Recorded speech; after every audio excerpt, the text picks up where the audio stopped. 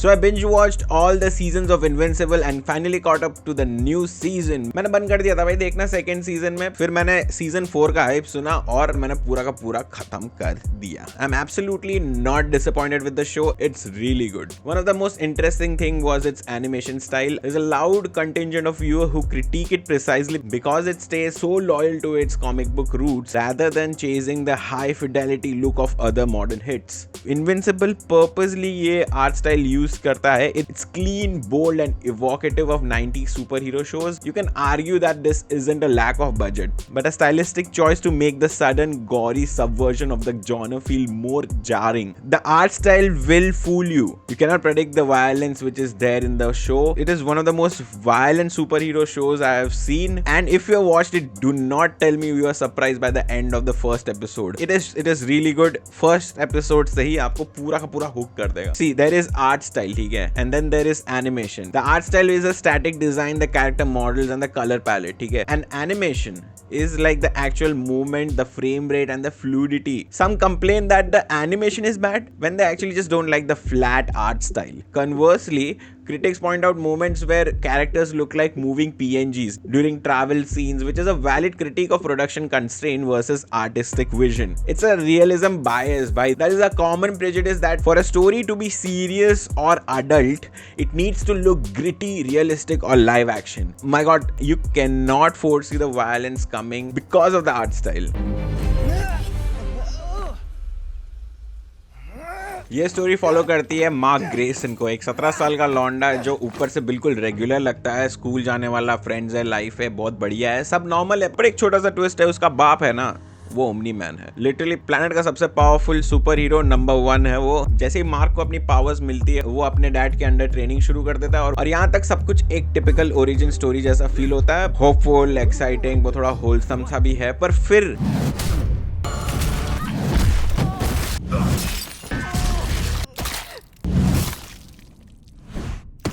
Show एकदम 180 degree मारता है और सडनली ये सिर्फ एक बिकमिंग अ हीरो वाली स्टोरी नहीं रहती है, ये काफी डार्क बन जाती है और इमोशनली काफी हैवी भी बन जाती है, जहाँ पे हर एक फाइट का एक्चुअली रियल कॉन्सिक्वेंस है, हर एक कैरेक्टर जो डिसीजन लेता है उसका वेट है. सबसे इंटरेस्टिंग चीज यहाँ पे ये इन्होंने रखी कि हर कैरेक्टर जो है, you can't place anyone as a hero और a villain. Everyone is so grey just like real life. यहाँ पे हीरो और विलन का लाइन इतना ब्लर हो जाता है ना कि कब कौन कहाँ है, क्या है, पता ही नहीं चलता भाई. इतने सारे कैरेक्टर्स हैं और ऐसे ही फालतू में कैरेक्टर्स नहीं है, एनपीसीज नहीं है, बहुत ही अच्छे से फ्लैश आउट किया सारे कैरेक्टर्स. छोटे छोटे कैरेक्टर्स के रिलेशनशिप्स बहुत अच्छे से फ्लैश आउट किए गए हैं, कोई भी कमी नहीं लगती है writing wise. I think that's why you adapt comic books, because comic books are already like story already बन चुकी है, you just have to focus on the animation. और जैसे सारे अडैप्टेशन काम करते हैं कि इसमें भी अपने इन्होंने लिबर्टी ली है, थोड़ा बहुत इधर उधर चेंज किया है, जेंडर चेंज हुए हैं, बाल चेंज हुए हैं, और होता है, थोड़ा बहुत होता ही है. Before talking about season 4, I would like to talk about the characters and everything in the show. It is so dense. Let's categorize the cast into 2 categories. Like कुछ cast हो गए center pillars जो बहुत ज्यादा मतलब main character types हैं, ठीक है. दूसरा category रहेगा world builders. सबसे पहले बात करेंगे mark Grayson, the heart of the show. His journey is about maintaining his humanity while gaining god-like power. ये बंदा मुझे बहुत सही लगा. ये voice acting भी बहुत सही है. स्टीवन येन pulled off every emotion through animation. भाई सारे वॉइस से ही सारी चीजें बताता है. I really like him as the main character. Nolan Grayson aka Omni Man, the catalyst of the entire series. His arc shifts from cold conqueror to grieving father. The character growth and the character arc is so good. Eventually becomes a key ally to a coalition of planets. Debbie Grayson, often cited by fans as the most important character, without her parenting and humanity, Mark likely would have turned evil, as seen in the multiverse. Samantha Eve Wilkins aka Atom Eve, the most powerful hero on Earth. On a molecular level, her arc explores the ethics of using power for humanitarian aid instead of just punching villains. Cecil Stedman, ultimate pragmatist. He runs the GDA and believes the end justify the means, often using defeated villains to protect Earth. I remember the process was called Reanimin. That is also really interesting to see. You see how characters have everything. Even character like Cecil has so much depth and arc to his writing. The show is really good at doing that. These were the center pillars. Let's talk about the world builders. Those characters expand the scope of the show from a small town in Maryland to a multiversal epic. Alan the Alien, भाई साहब इसको तो सबसे पहले रखा मैंने, played by Seth Rogen, an Unopan and evaluation officer. He is our primary gateway into the coalition of planets and the cosmic resistance against Viltrum. I don't know, I love Seth Rogen, that's why I love this character. Thades, the leader of the coalition. He is a defector Viltrumite who assassinated the Emperor thousands of years ago. He is the first guy to start the rebellion who is a Viltrumite. Let's talk about Angstrom Levi, the multiversal antagonist. The villains are across the seasons. Even if you think that someone dies, he will come back in the next season and he will be like, oh ho, मैं तो नहीं मरा, मैं और powerful होके आ गया हूँ और मैं तुझे और मारूंगा तेरी. His presence introduces the invincible multiverse, showing what if scenarios where Mark was never a hero. That villain was also really interesting. Smaller twins, bhai sahab. Genius clones who constantly escape prison. They represent the mad science side of the world and are responsible for the most of the high-tech chaos. Battle Beast, a fan favorite who only appears occasionally. He represents the pure warrior archetype, seeking a worthy opponent. His fight with Omni-Man and later Thrag shows just how high the power ceiling goes. Damien Darkblood, he was personally my favorite character, a demon detective who was banished to hell. His short arc in season 1 established that the invincible world also includes supernatural and opulent elements. Titan was also there, a street level villain turned crime boss. His story shows the low level consequence of living in a world of supers and how the GDA often ignores local crimes for global threats. The Immortal, a literal historical figure. He provides a sense of deep time to the world, showing that heroes have existed for centuries. Show feels like a living world because characters like Art Rosenbaum or Donald Ferguson stay relevant for seasons, making the supporting cast feel just as grounded as the leads. Invincible was famous for taking characters who look like the villain of the week tropes and giving them weight that ripples through the entire series. Let's talk about the small side characters which were really good. These characters don't have powers, but they ground the show's high stakes sci-fi in human reality. Art Rosenbaum, which is played by Luke Skywalker, he's more than just a suit maker, he's Nolan's old best friend. His grief in season 1 and 2, realizing his best friend was a murderer, adds a layer of betrayal that isn't about capes or punching. He represents the civilian cost of Nolan's lie. Donald Ferguson. Initially, he seems like a generic government suit, but his story, especially about the revelation of his death and cybernetic reconstruction, explores the horror of being a disposable asset for Cecil. He adds a Robocop-style ethical layer to the GDA. Amber Bennett. While divisive, she provides a necessary world-building truth. Almost impossible to date a superhero. Her presence forces the show to address the missing dates or constant lies that traditionally comics often gloss over. Rick Sheridan, William's boyfriend who was turned into a reanimant, he's the face of the trauma caused by mad science. His struggle to reclaim his humanity is one of the most haunting subplots in the early seasons. Let's talk about the villains, which I like to call flavor villains. These villains show that the world is weird and dangerous even when Viltrumites aren't around. The Mauler twins, they are the blue-collar geniuses of the show. Their constant bickering about who is the original and who is the clone is a brilliant beat of world-building comedy that masks how truly dangerous they are. Machine Head, a crime boss with a literal chip in his head to calculate probabilities. He represents the corporate organized side of the world and was the first to show that Mark could be overwhelmed by numbers rather than just raw power. Dark Sesame, classic Earthshaker villain. He's small time, but he introduces the idea of social justice mania in villains. He thinks he's just fighting the establishment. Flaxens, they come from a dimension where time moves faster. They aren't just one-off villains. Their repeated invasion and their technological evolution show that the universe is constantly growing and adapting to Earth's heroes. Damien Darkblood. By having a demon detective investigate the Guardian's murder, the show subtly tells the audience, yes, magic and hell exist here too, without needing a 10-episode spin-off to explain it. चलो recap हो जाए फटाफट से तीनों season का. Recapping the 3 seasons is quite the journey. It's like the show goes from the high school hero story to a multiversal war. Mark Grayson finally gets his power and starts training with his legendary father Omni-Man. The twist is Omni-Man brutally murders the Guardians of the Globe, version of Justice League to prepare Earth for a Viltrumite takeover. Nolan tells Mark the truth. He tells him that they are Viltrumites, they are galactic conquerors and for them Earth is a colony. और फिर बाप बेटे के बीच में महायुद्ध शुरू हो जाता है और यहाँ पे जो ब्रूटल सीन्स है ना भाई, the train scene was so brutal, मेरे दिमाग में छप गया. But ultimately Nolan can't bring himself to kill his son and flies off into deep space. Season 1 खत्म. In season 2 Mark struggles with his father's legacy and the fear that he might become like him. He breaks up with Amber because उसका वो जो hero slash civilian life balance जो था ना, वो work life balance नहीं हो पा रहा था, तो it was becoming impossible for this relationship to stand. And then finally Mark finds Nolan on the planet Thraxa, when Nolan has started a new life with a native species and has a purple-skinned son, Oliver. At the end of the season, Viltrumites find them, capture Nolan for his betrayal and warn Mark कि अभी तू ही है, Omni-Man गया, अभी तू करेगा अर्थ का takeover. Meanwhile, Angstrom emerges as the multiversal threat, blaming Mark for the destruction of his own world. Mark is forced to kill Angstrom in a brutal fight across dimensions, leaving him emotionally scarred and questioning his no-kill rule like Batman. यहाँ पे season 2 खत्म. Mark adopts a darker blue and black suit, which is my favorite, signaling a shift in his morality. He begins a relationship with Atom Eve. Angstrom Levi returns and unleashes an army of evil, invincible variants from other dimensions onto Earth. The carnage is massive. Many heroes are lost and Rexplode sacrifices himself to take down a variant. And then as the world is reeling, Conquest, the most ruthless Viltrumite warrior, arrives to force Mark's hand. This guy is so brutal.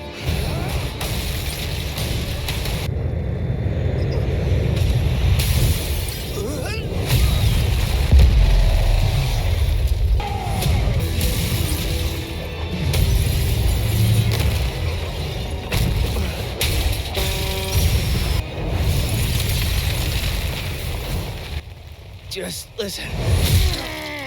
Are you crazy? You feel your body starting to rip. I don't want you to miss this. Mark and Conquest have a fight that rivals and arguably exceeds the season 1 gore and intensity. वो train वाला scene था ना, इसके सामने कम हो गया.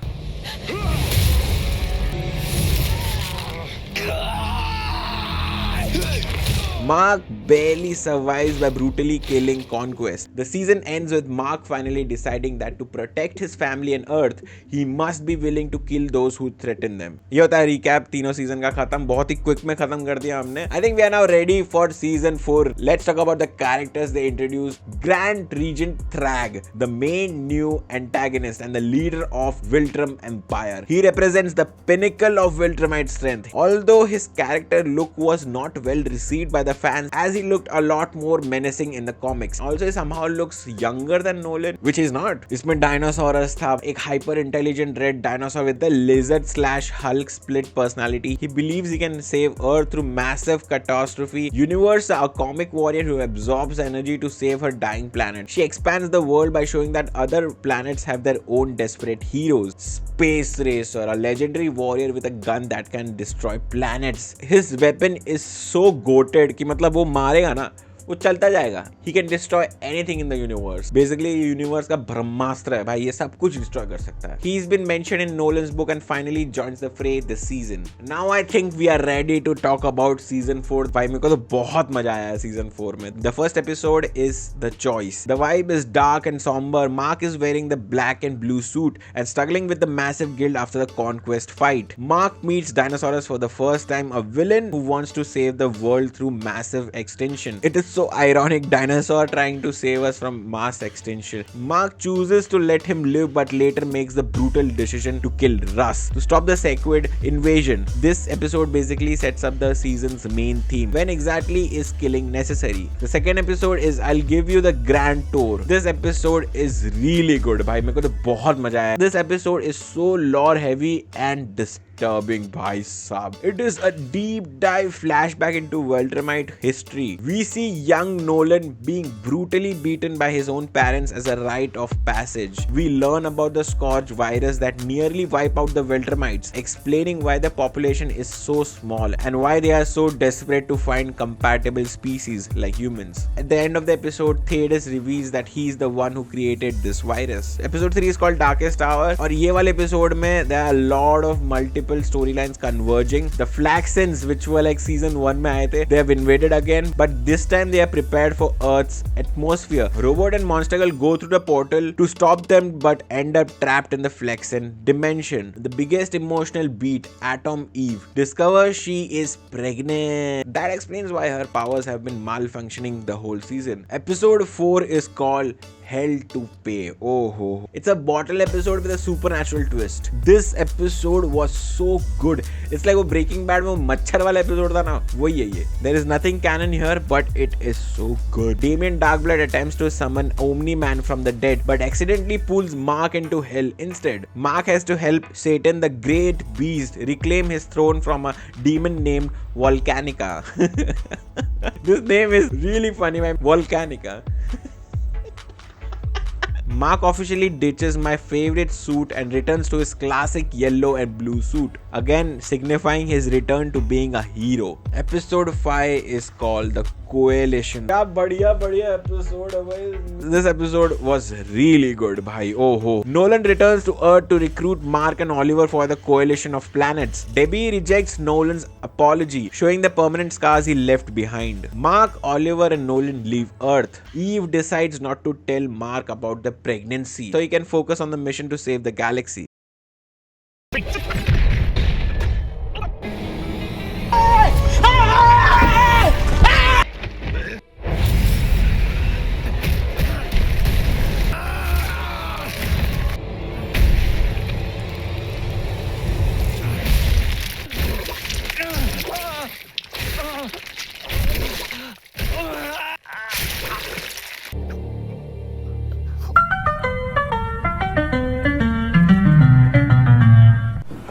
The episode 6 is called The Front Lines. Oh my god.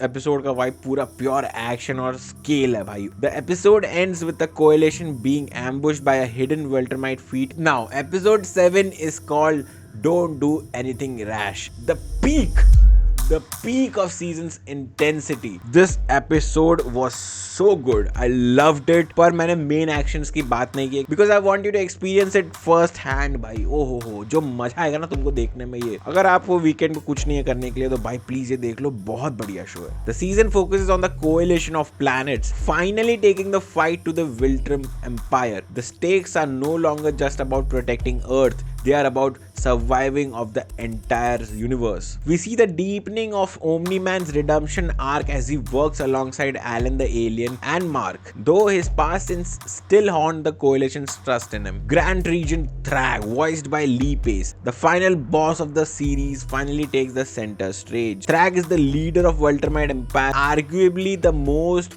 dangerous antagonist Mark has ever faced. Now that we are talk about everything in the show, ठीक है, मैंने कुछ ना कुछ तो रह ही गया होगा, इतना बड़ा है और भी वीडियो बनाएंगे इस पे. I love the show, please watch it, highly recommended. अभी तो मेरे फेवरेट्स की बात ही नहीं की, मैंने क्या क्या चीजें मुझे अच्छी लगी. I love that Comic Con scene जहाँ पे ना इन लोग ये एक्सप्लेन कर रहे हैं कि why animation takes time. That was really good meta commentary on the things. The title cards, oh my god, amazing भाई. It's like the best title cards I have seen in years. So simple yet so good. Every episode it changes and they completely change the design every season, and I absolutely love those title cards bhai. The romantic relationships are perfectly balanced in the writing. The romantic relations, even like the side characters, the pacing is really good. The villains are really good, even the small ones are really good. They have like really good cold opens for the show. My favorite one was the whole silent scene जहाँ पे दो बंदे होते हैं, they are in a relationship and how they become bank robbers. The meta commentary, the Spider-Man cameo, everything